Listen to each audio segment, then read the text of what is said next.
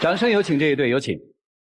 男嘉宾艾乐，22岁，来自土库曼斯坦，外教老师；女嘉宾江江，24岁，来自浙江，是一名文员。来，有请两位，有请。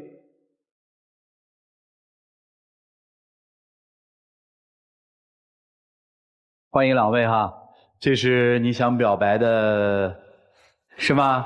啊，怎么认识的呀？首先我是跟他朋友认识的，我们2个人有个共同的朋友，但是我们以前不知道这个。后来我跟他朋友约了个时间出去玩。那天他带过来了她，我第一眼看到她，我觉得非常漂亮。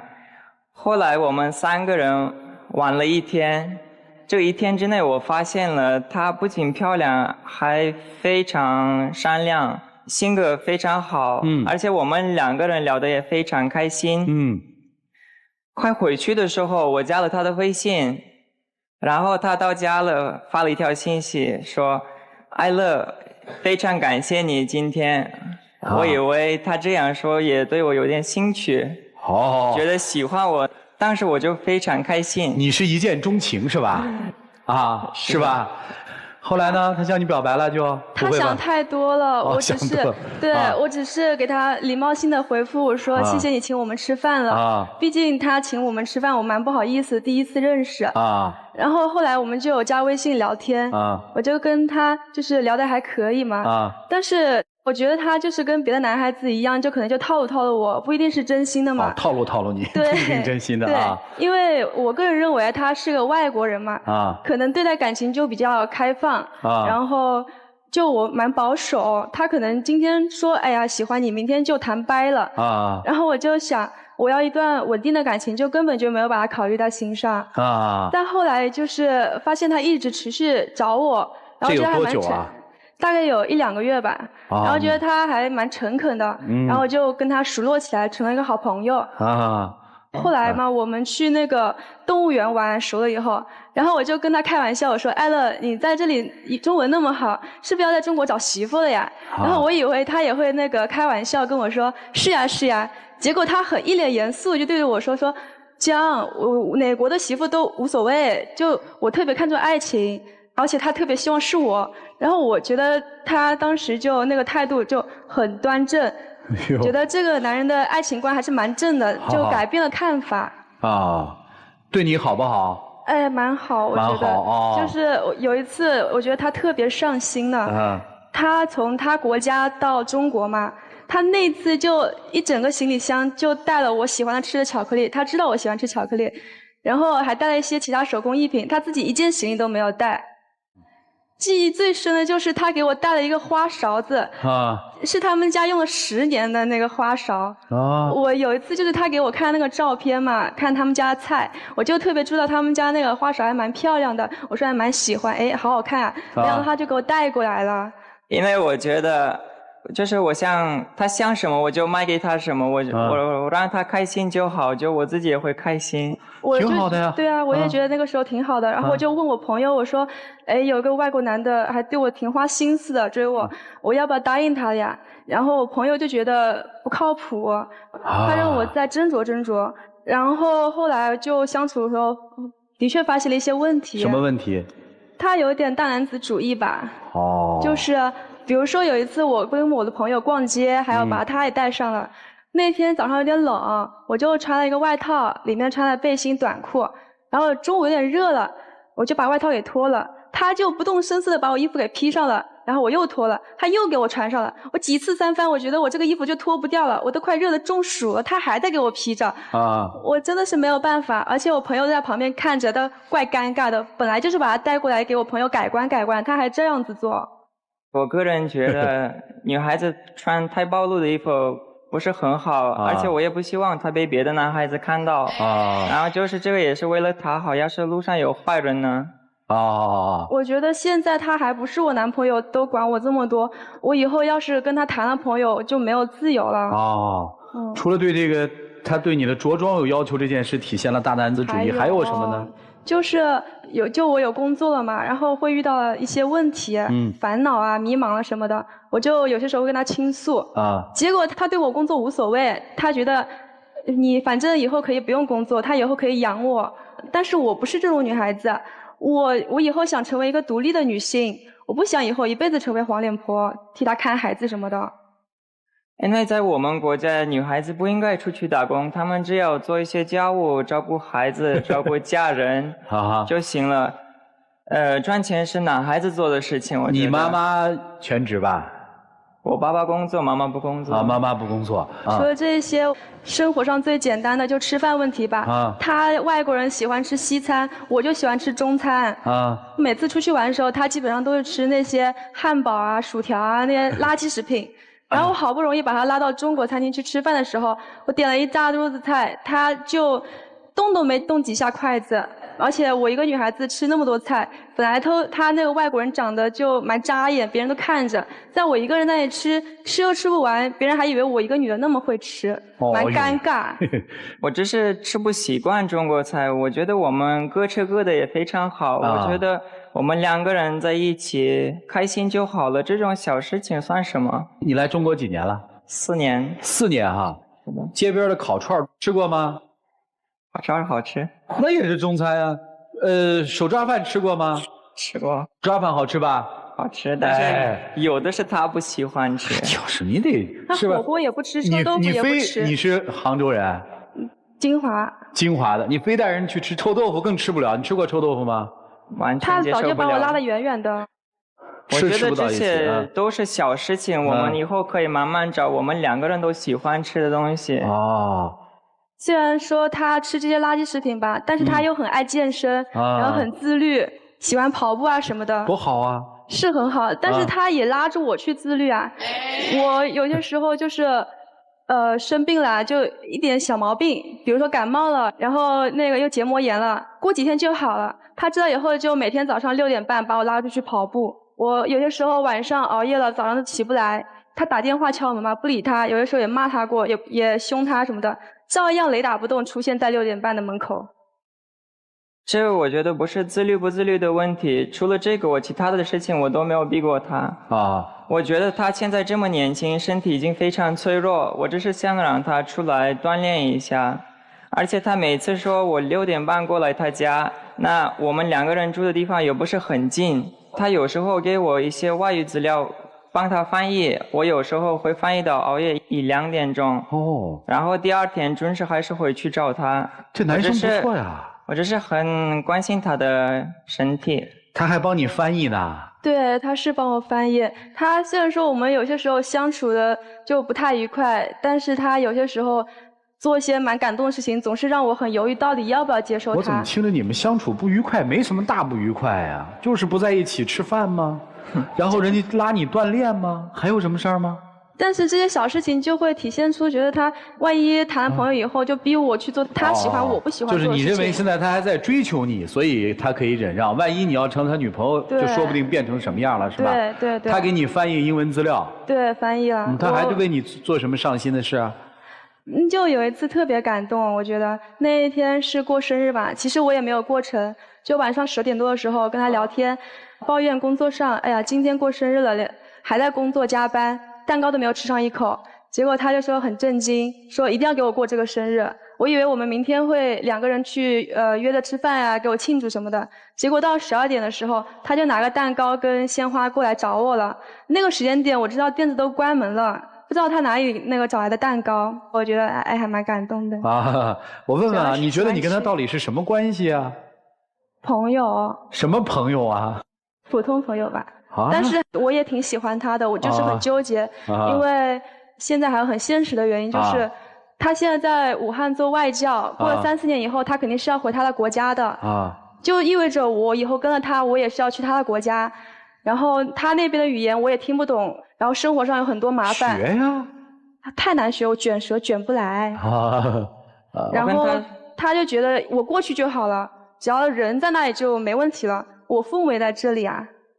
这个问题我跟他说过好多次，我说我没必要去我的国家，我们可以2个人选一个国家。然后也跟他说过，要是我在这里找到了一份好一点的工作，我也会考虑到留在这里。就是，这都不是问题，孩子。但是他也没有说他一定留在中国呀，我不想去别的地方，我就想待在这儿。你愿意留在中国吗？愿意。我们两个人开心就好。我希望她做我的女朋友。她只是觉得我们两个人是普通朋友。真的是普通朋友吗？我也挺喜欢他的，就是未来没有打算好，我也不想谈一个以后就能分手的恋爱。对未来他比较担忧，你理解他哈，所以他想听听老师们的意见，应该怎么往下走。我们一起进入丘比特问卷。先说说你觉得他的一些小小的瑕疵，比如你说我都熬夜了，早上6点半还要出现，比如说吃饭的时候那不爱吃中餐就几乎一口不动。其实我们看一件事情它都是一利一弊的，就是他的有原则会让你觉得很安全，他做事很有计划很有规则，那同样就有可能会是固执的刻板的。有些人说我就喜欢自由自在的感受，那也许和这个男孩在一起你所感受到的就不是自由奔放。但是有些女孩说我就喜欢我们的生活有规则，我们有计划有原则的去过每一天的日子，那你就去选择他。其实在其他的这个异国恋中我们也可以看到确实存在生活习惯文化理念等等的不同，但有时候爱就是需要有一点勇气。当然我们如果选择异国的爱情就有可能面临颠沛流离，至少在你们爱情婚姻之初没有找到更适合双方共同生活的方向之前会有一些颠沛流离。那是否这种颠簸之后会看到更美的彩虹，要看我们心里对自己有多大的勇气，对自己所希望追求的爱情有多大的勇气。付出的越多那有可能收获的就更多。男孩子呢，我是觉得来了中国4年为了路，如果你选择和一个这样的女孩在一起，你要承担的是可能和你在你的国家所不同的爱情和婚姻。因为就是我们现在中国女孩，很多女孩希望嫁人也要有工作，要有价值，所以如果你不调整的话，这个会成为你们爱情当中一个很大的问题。其实能看出来彼此都有好感啊，你们只是需要更多的勇气。好好想想自己有多大勇气，再去看看这段感情能否前行吧。祝福你们都有美好的未来，谢谢。我挺喜欢你们俩的，其实你们彼此呢都很喜欢，并且你是很勇敢主动的追求，女孩呢也喜欢。你如果不喜欢她，不可能去问她说你要不然找一个中国媳妇儿考虑不考虑啊？哎，女孩那些小心思呢全都在这个小细节当中呢不经意的体现。其实呢爱情之所以有魅力就在于它的不可确定性，你不知道它居然能从国外带回很多你喜欢的巧克力，包括你喜欢的勺子给你，你不知道的，对不对？所以说不要那么恐惧。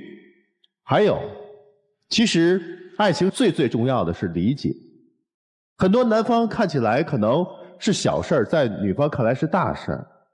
中国有句俗话叫嫁汉嫁汉穿衣做饭，穿着是他展现自己美的一面，吃是他的喜好，这点小事儿没你想的那么小，就看你能不能换位思考去理解对方。女孩也一样，一开始你会认为她是蛮开放的，对不对？但实际上她对这件事是很严肃的，在他们国家也是这种文化。哎，就多了一些理解，就近了一份距离吗？就是这样吗？越来越近，越来越理解，并且不要把自己的意志强加给对方。我相信他其实还是蛮看重你的意志的。你不希望去国外，他说不一定会去国外，在国内也行啊，然后我也可以努力做到啊，只要你开心就好啊。所以正是这一份一份的理解，然后加深你们之间的感受，这份爱情多么美好。为什么要害怕呢？为什么不敢勇敢的再迈出一步呢？所以我给你们第一是祝福，第二呢就一定要多为对方考虑，毕竟异国的文化一定是对你们潜移默化是有影响的，但是时刻要想到对方的感受是什么。而第二点就是不要人为的制造障碍，不要把他当成外国人，就把他当成一个男人。这个男人帅不帅，这个男人体贴不体贴，这个男人爱你不爱你就好了。祝你们幸福。谢谢曲总。谈恋爱要找一个好人，但好人未必是个好爱人。男生哪都不错，但我看你对他并没有太多的心动。在刚开始所有描述的一些字眼当中，你都尝试着跟我们说这是个好男生，但我并没有看见你被爱情所点燃。你说你绝不会出国，因为你的家在这儿。但其实对于成年的女子和结了婚的女子来说，其实爱人在哪儿，家就在哪儿。所以如果当你真正爱上一个男人的时候，你会因为这个男人而爱上一个城市或者一个国家。你就会不由自主地跟随着他去那儿，因为有他的地方才有家。所以在我看来，其实你们俩未必适合。当有人说你们很般配，男生俊美，女生漂亮的时候，我想生活在别处，在别人眼里你们都是好的，但如果生活一旦在此处，在你们自己之间，很多东西就变成了残酷。我当然知道对这种男生会有不舍，包括我们都很喜欢的。但是爱情和好人是两回事。你舍不得一个好人，代表你舍不得一份温暖。但是爱情靠的不是温暖，爱情一定要靠勇敢和点燃才行。你今天整个的状态，在我看来，你欣赏这个男生，但是你并没有多爱这个男生。所以你自己看吧，如果你确实如我所说，你只是欣赏一个好男生，那就放手。如果你真的有一丝被点燃的感觉，那就勇敢地踏进一步，就这样。我个人认为，其实他们已经是在恋爱了，只不过没有给对方一个恋爱之名嘛。这不就是恋人吗？我想着你，你关心我，两个人常在一起吃饭，看过电影没有啊？也看电影，然后他去在生活里帮助他，情愫已有了，只是下定不了决心。那到底应该怎么办？有些人说爱情就要激情燃烧，那有些人说日久生情，要小火慢炖，这个不一样啊。当然主意得你拿，接下来呢就自己选择吧。一起进入那几天和古方红糖真情60秒。我第一眼看到他，我就非常喜欢你，我觉得你是一个特别的，就是我心里理想的一个女孩子。但是你自从回老家一直不理我，我觉得我心里很难过。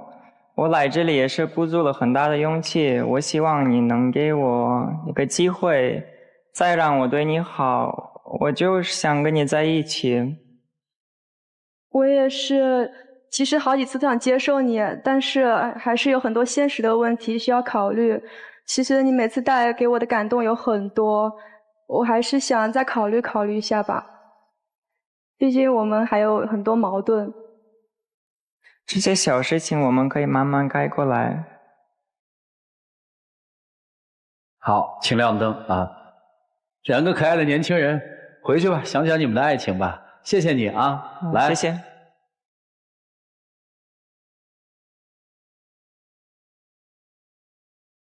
来，请关门。我还挺期待这结果的。哎。I love you， 亲爱的传说。I love you， 简单的梦梦。I love you。来，有请我们的小话筒，有请。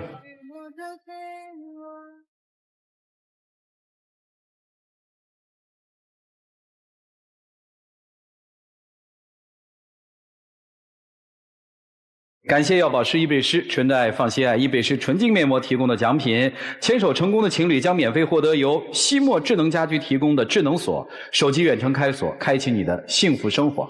来，我们见证属于这对年轻人的浪漫吧，各位请见证。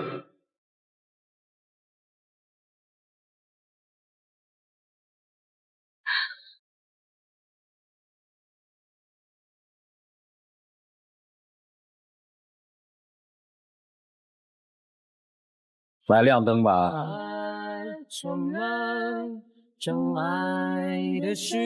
谢谢你们啊，回去吧，好好谈恋爱啊。